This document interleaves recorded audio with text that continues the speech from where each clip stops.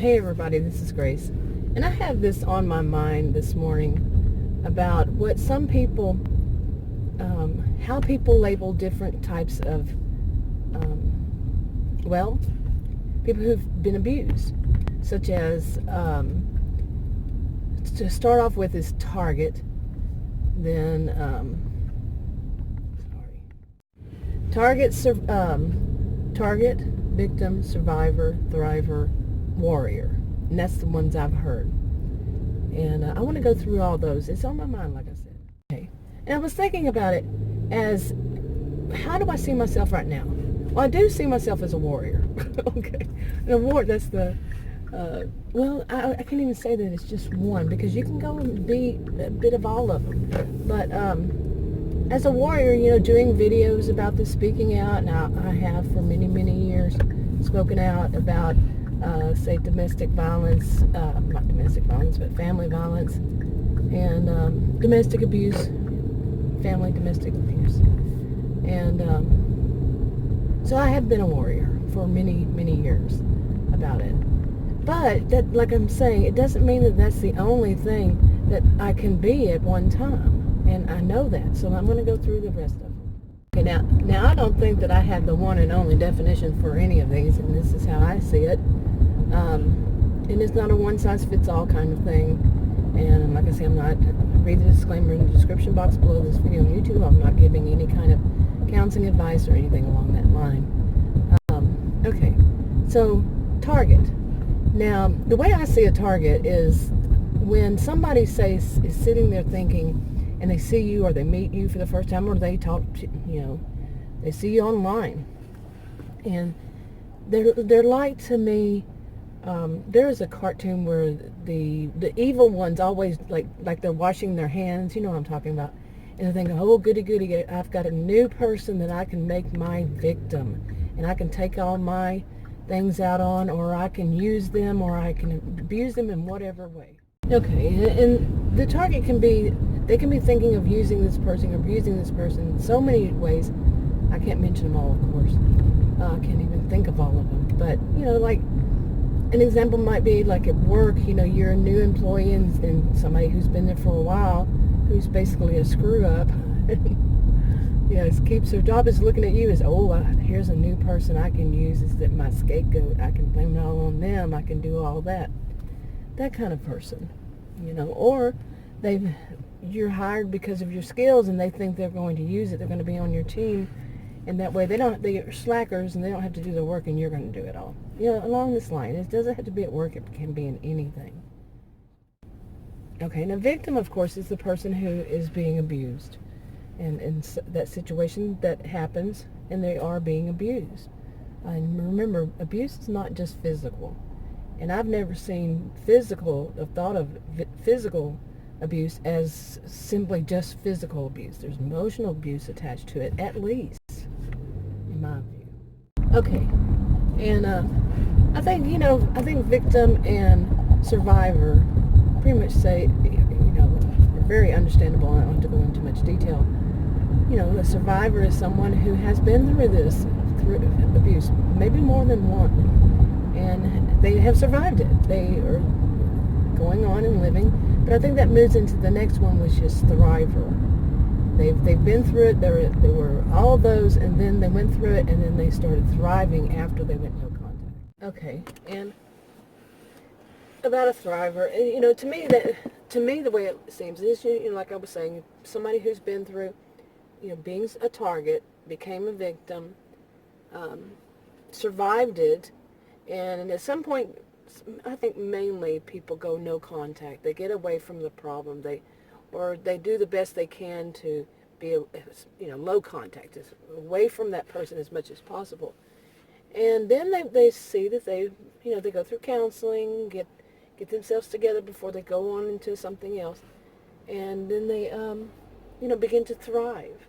And that can be in any way that they were lacking, or in any way all around. To say they were in a very abusive family, and where people in the family, friends, all around kept trying to keep them down, and they got out of it, and they started going up. They did whatever they had to do to survive at first, and then they started blossoming and getting better at whatever it is. Okay, so I already mentioned warrior, and that's, different ways people speak out and get the word out, or, somehow help other people to understand more about it. That's how I see it. Of course, some people think there's more to that, to any of them, and that's their opinion, As long as they're not trying to say the total opposite. I've seen too much of that. Like, people get online and they talk about narcissism, or they put up memes or whatever, and it's kind of like they're doing the reverse, saying the total opposite, like I said, total opposite, and or just putting down anything people say who are speaking the truth, about it. They want to down them because they want to keep it. That's what seems to be the motive to me, is they don't want people to be enlightened. They don't want anybody to know more about it, so they can, keep people down. Okay. And as I was saying, I said earlier that I was thinking about myself too. How do I see myself? At what stage, in it am I? Or I don't even really see them as stages so much. Like I said, it can be a mixture of them. I do see that I'm all of them except the thriver right now. Okay, I really, I do see that right now I am a target, yes indeed. A victim, yes indeed. A survivor from the past, yes. And, but the warrior, I've already said, and the thriver, not so much. I think my definition of it is not enough even, because I don't feel myself there yet. Okay, not fully.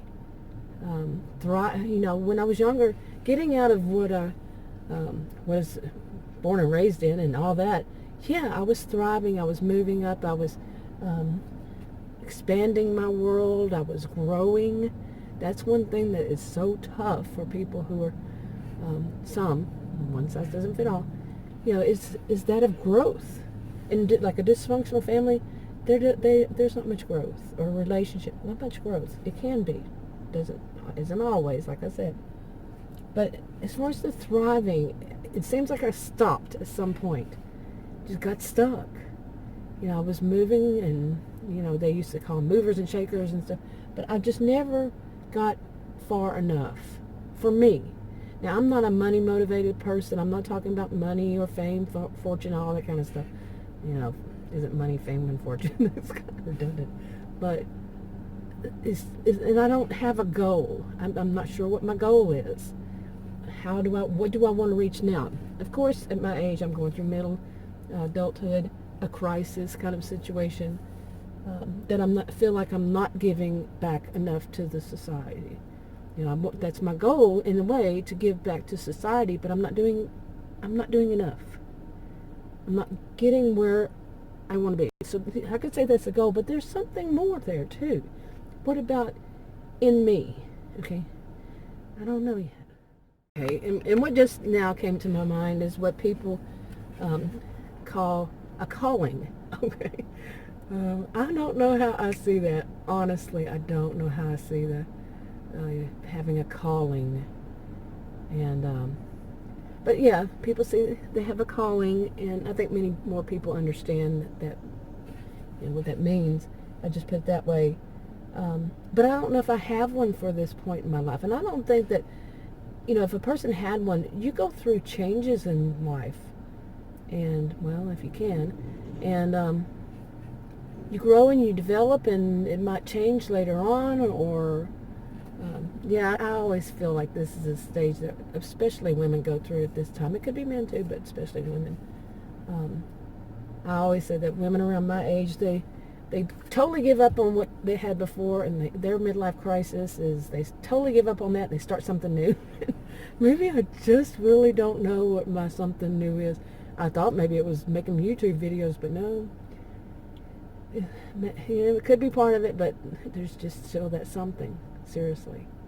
And I think that in a way, my past is keeping me down, I've got to get over that. I've got to move on. And doing videos about my stories, definitely. I started like almost 2 months ago. Well, I've always done my stories, but just in a different way. But this was more deeper at first, at least. And I kind of lost track again. I mean, got off track again. But that has definitely helped me. But still, there's more, you know. There's something that I feel like I'm missing right now that I need to do, and I don't even know what it is. You know? And I think this is a lot, like I was saying, a lot due to my past of, you know, experiences with abuse. So I got to find it. Yeah. Okay. But I have felt this for years, that I'm not thriving enough. I think it was more like, you know, once you hit 50, I'm 56, and I hate to say this, but yeah, it does seem like what used to be 40, okay, like the EOC is 40 and up, I think, but it used to be that, and now it's more like 50. Once you hit 50, it's like everything changed, or 49, because maybe too many people think you're lying when you say I'm 49 when you're actually 50 or more. But I think my mother stayed 49 for, well, until after. I mean, she stayed 39. Hers was 39 until well after I was 39. But yeah, you know, I think that's when it really started, because it's like it's a total game change, you know, and far too much seems like you've suddenly become irrelevant. Like you don't know things that, you know, other people know. You're too old, or you're too this. And I think I did a video about people saying, you know, people over 50, they're old. Hey, I remember I was there. I don't think I actually said it. Thought it maybe when I was younger. Ooh, that car went by and smelled bad, the muffler. But yeah, may have thought it, but never said it, you know. I had to roll the windows down, let some fresh air, because I certainly wouldn't be thriving with all that exhaust in my car. How in the world did all of it get in there? That's weird. And then I turned around and there was a guy standing next to my car, because I was waiting for my drive-through order, and he was there. That was funny. Person, she actually let me out first when she didn't need to. Got to say some good things. Got to vlog a little bit. That's how I do mine. But anyway, like I was saying, you know, I mean, I think if anybody tries to tell you, you know, this is what you should be at this point in your life, or just a blanket, you know, everybody should be thriving and should be going this or doing that and goals. And now, I think that's a bit too much. Yeah, I think people need to take into consideration age, not just age, but so much else, of course. We all know that. But that is a big factor, and I don't think it's taken in enough. You know, how a person is seeing themselves as a thriver. Some see themselves as a thriver, that they actually went through all of that and survived, and then are working toward the you know, being able, they're in counseling, and they're working toward being able to speak out. They're in between the thrive, that all these last three. You see what I'm saying? And they feel good, that they feel like that is thriving, is that they made it and they have a goal and they're going to be doing something different and something with it or something without it, you know? Anyway, where was I? But basically I would start wrapping this up. But my goal right now is to find my goal. You know? Seriously, I need a new goal. I need, you know, some would say I need a new calling for this stage in my life. But like I said, what I thought, you know, would have been, I went from teaching, well, I just started doing the same kind of thing.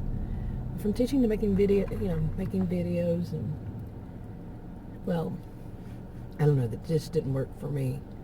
I'm going to still do it, but I want something that's going to seem like I'm actually giving out back more, you know? That's where, I guess I could say that's my goal, is giving back more, but and find a way to do it. Like I said, there's something else outside of this, too. Just haven't found it. Anyway, what about you? What stage are you in? And anyway, either way, you know, how do you see it?